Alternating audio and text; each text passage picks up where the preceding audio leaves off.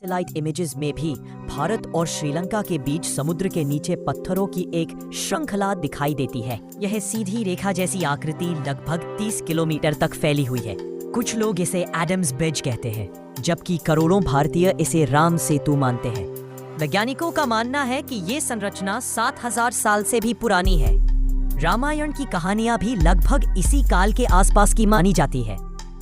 क्या यह केवल इत्तेफाक है कि पौराणिक कथा और भौगोलिक संरचना एक दूसरे से इतनी मिलती है? दूसरी ओर भक्तों का विश्वास अटूट है। वे कहते हैं कि यह वही पुल है जिस पर चलकर भगवान राम और उनकी वानर सेना ने समुद्र पार किया और रावण का वध किया। कई लोग दावा करते हैं कि उन्होंने खुद इन पत्थरों को देखा है, उन्हें हाथ में उठाया है और पानी पर तैरते हुए देखा है। ऐसे अनुभव आस्था को और गहरा बना देते हैं।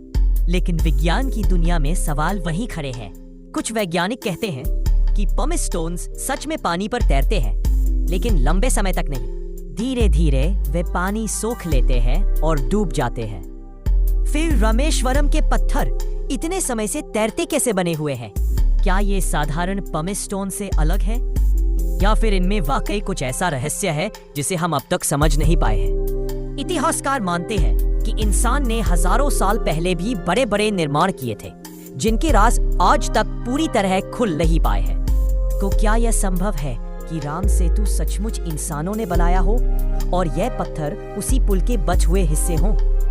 या फिर यह सिर्फ एक प्राकृतिक संरचना है जिसे हम आस्था की दृष्टि से जोड़कर देखते हैं? सोचिए, अगर सचमुच ऐसा कोई पुल समुद्र पर था तो यह इंसान की सभ्यता का सबसे बड़ा निर्माण होता।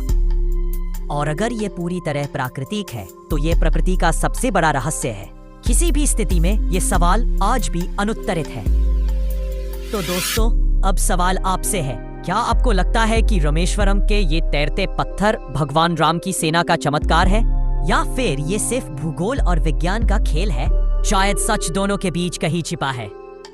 आस्था हमें एक दिशा दिखाती है और विज्ञान दूसरी, लेकिन रहस्य वही है और रहस्य आज भी जिंदा है। अगर आपने इस विषय को पहले कभी सुना है या आपके पास इससे जुड़ा कोई अनुभव है तो कमेंट में जरूर बताइएगा। और अगर यह वीडियो आपको रोचक लगा हो तो इसे लाइक और शेयर करें और चैनल को सब्सक्राइब करना मत भूलिए।